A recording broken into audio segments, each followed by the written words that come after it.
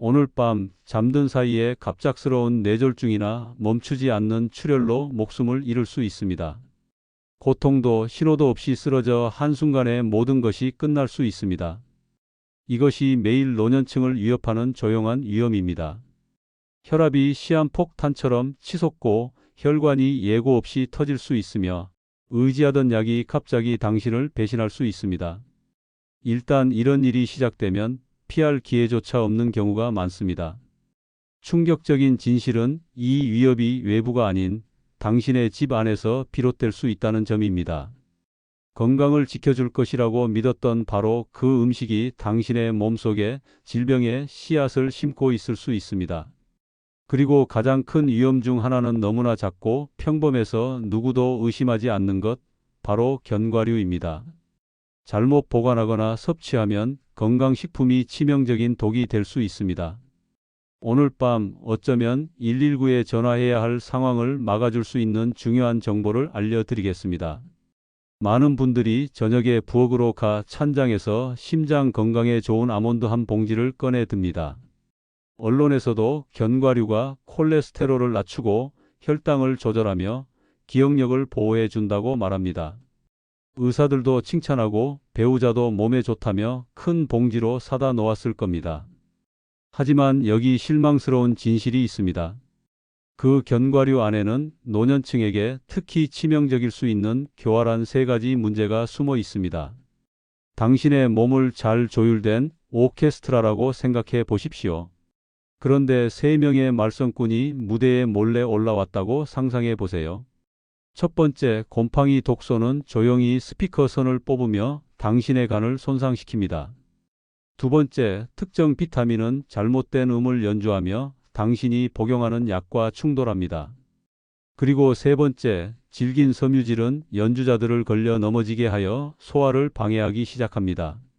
이제 이 세 말썽꾼을 와파린, 메토프롤롤, 암로디핀 또는 아픽사반과 같은 흔한 약물과 섞어보세요. 그러면 더 오래 살게 해줄 거라 믿었던 간식이 당신을 해치기 시작합니다.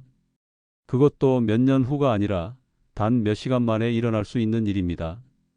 당신은 안전하다고 믿었던 음식에 배신당하는 셈이며 이는 너무나 많은 노년층이 무심코 감수하는 위험입니다. 이러한 위험은 소화 기능이 약해지고 신체 시스템이 느려지며 매일 여러 약을 복용하는 노년층에게 특히 더 심각하게 작용합니다. 당신의 몸은 예전처럼 모든 것을 완벽하게 처리하지 못하며 이로 인해 숨겨진 위험은 더욱 강력해집니다. 왜 60세 이후에는 몸의 반응이 훨씬 더 빠르고 강하게 나타날까요? 그것은 단순한 기분 탓이 아닙니다. 나이가 들면서 우리 몸은 큰 변화를 겪습니다. 당신의 몸을 붐비는 고속도로라고 상상해 보세요. 젊었을 때는 교통이 최고 속도로 원활하게 흘러갔습니다. 하지만 60세가 지나면 속도 제한이 낮아집니다. 모든 것을 분해하는 간의 해독 기능과 혈액을 거르는 신장은 이제 부분적으로 폐쇄된 출구와 같습니다.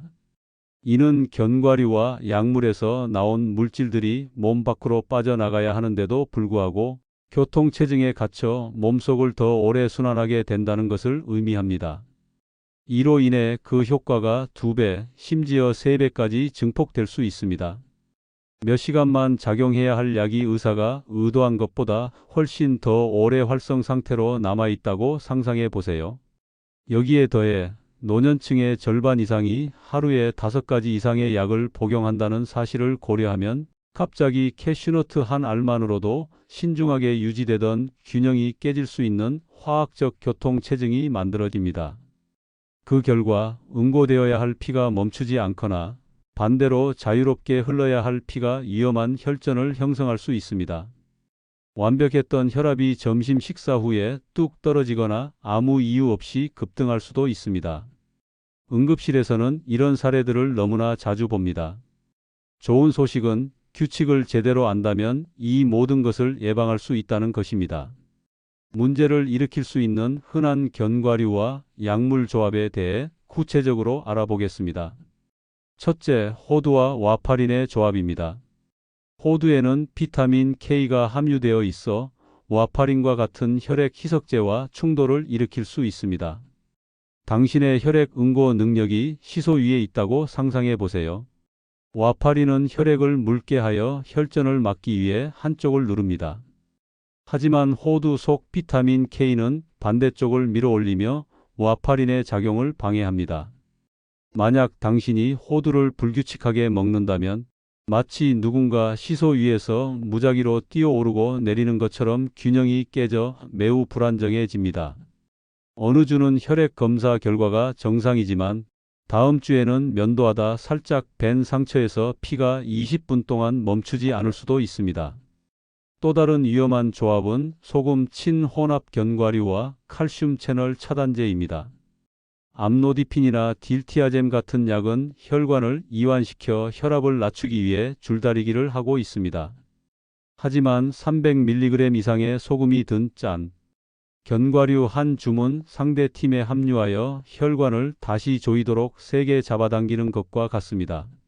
짠 간식과 함께 약을 먹고 나서도 왜 혈압이 여전히 170에 95mmHg로 높은지 의아해하게 될 수 있습니다. 세 번째 문제적 조합은 아몬드와 아픽사반입니다. 아몬드 껍질에는 살리실사염이라는 천연 아스피린 유사 화합물이 들어 있습니다. 만약 당신이 아픽사반 상품명 엘리퀴스과 같은 약을 복용 중이라면 당신의 피는 이미 묽게 만드는 효과가 있는 상태입니다. 이것은 조심스럽게 쌓아 올린 탑과 같습니다. 여기에 아몬드에서 온 추가적인 혈액, 희석 성분을 더하는 것은 그 위에 더 흔들리는 블록을 쌓는 것과 같습니다. 그 결과 팔에 작은 멍이 들거나 수건을 흠뻑 적시는 코피를 발견할 수 있지만 매일 밤 먹는 아몬드가 원인이라고는 전혀 짐작하지 못할 것입니다. 여기 정말 교활한 위험이 있습니다. 바로 곰팡이 괴물입니다. 아몬드, 피스타치오, 땅콩처럼 제대로 보관되지 않은 견과류는 특정 곰팡이가 자라기 좋은 환경이 됩니다. 이 곰팡이들은 아플라톡신이라는 독소를 만드는데 이는 국제암연구소 가 1급 발암물질로 분류했으며 특히 간에 치명적입니다. 당신의 간이 몸의 주 필터, 즉 수영장 물을 깨끗하게 유지하는 필터라고 상상해 보세요. 아플라톡신은 그 필터에 끈적한 진흙을 붓는 것과 같습니다. 필터를 막고 무리하게 일하게 만들며 시간이 지나면서 심각한 간 손상과 간암의 위험을 높일 수 있습니다.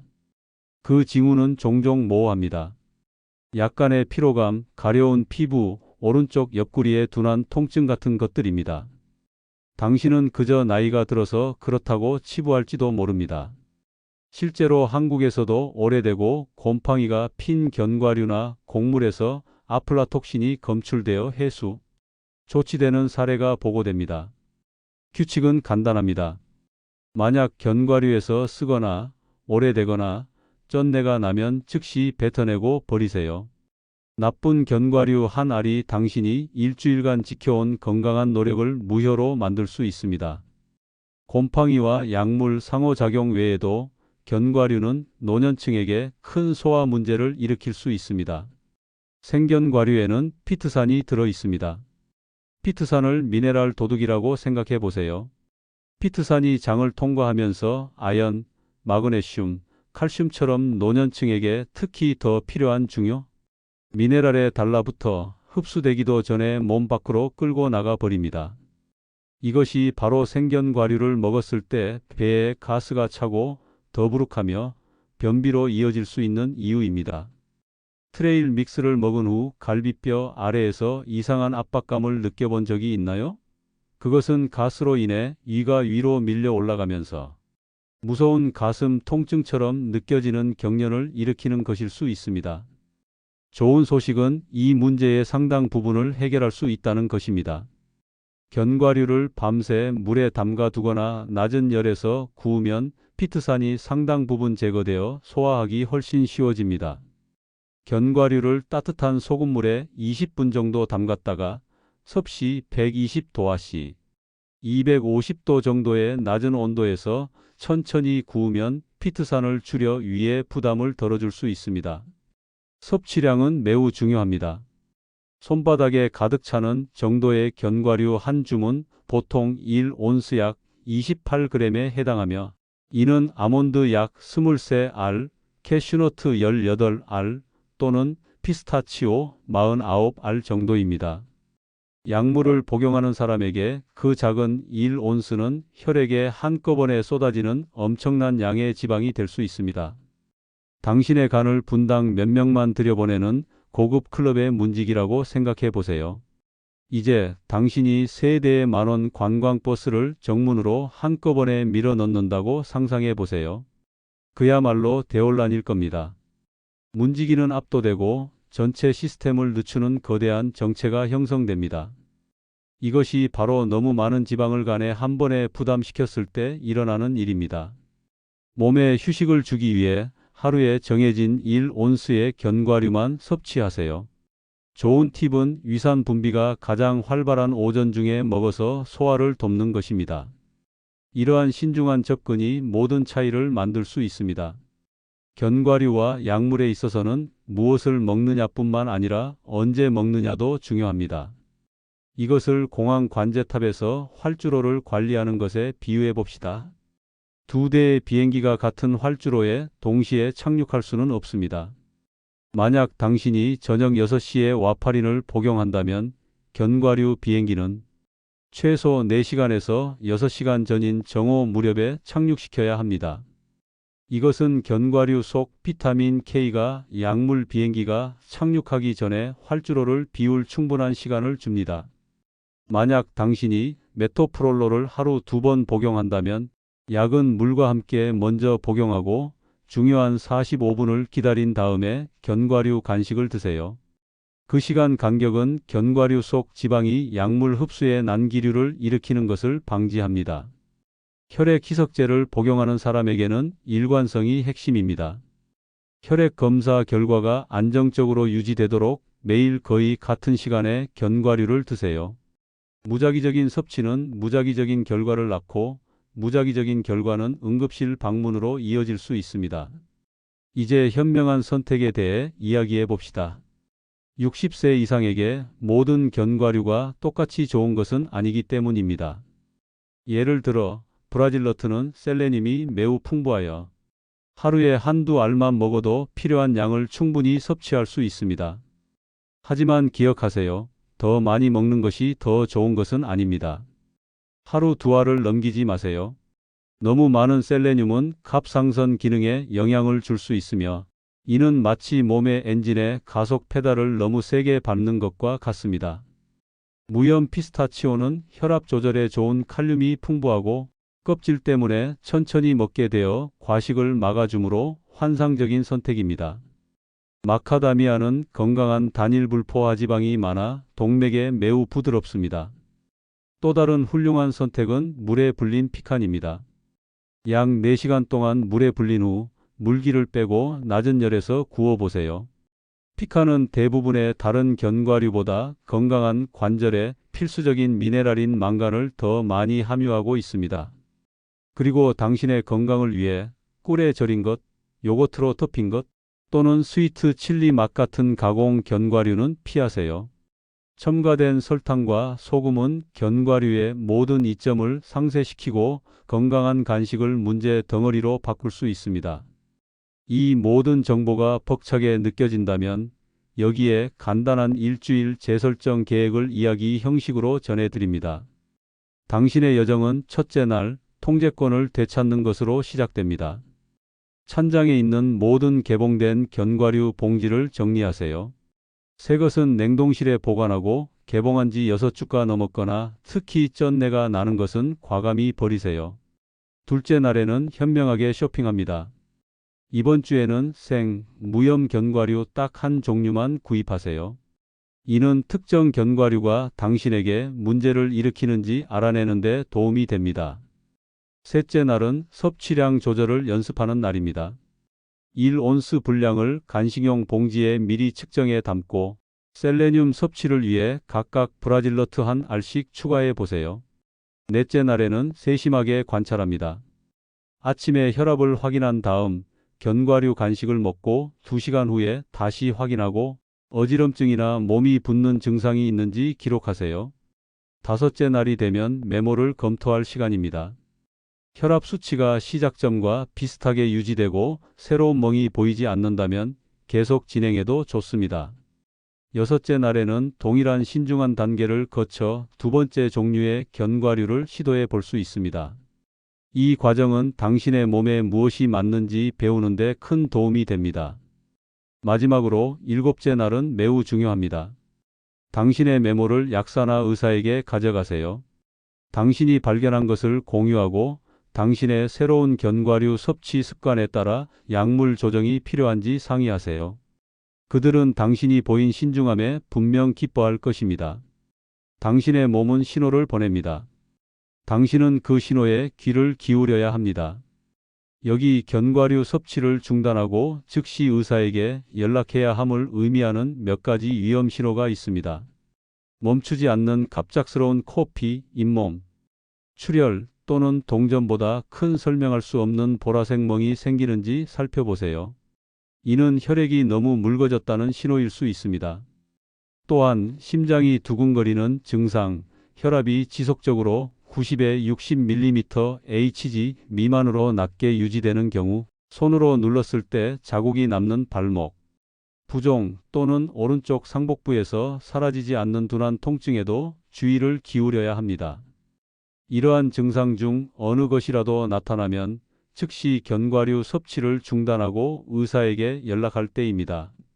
무시했다가 뇌출혈과 같은 심각한 상황을 겪는 것보다 미리 조심하는 것이 훨씬 안전합니다. 잘못된 선택으로 이어질 수 있는 몇 가지 흔한 오해를 바로잡아 보겠습니다. 첫째, 유기농 견과류는 곰팡이로부터 안전하다는 생각입니다. 이것은 사실이 아닙니다. 유기농이라는 단어가 곰팡이 없음을 보장한다고 믿는 것은 새 고급 차는 절대 타이어에 구멍이 나는 일이 없을 것이라고 생각하는 것과 같습니다.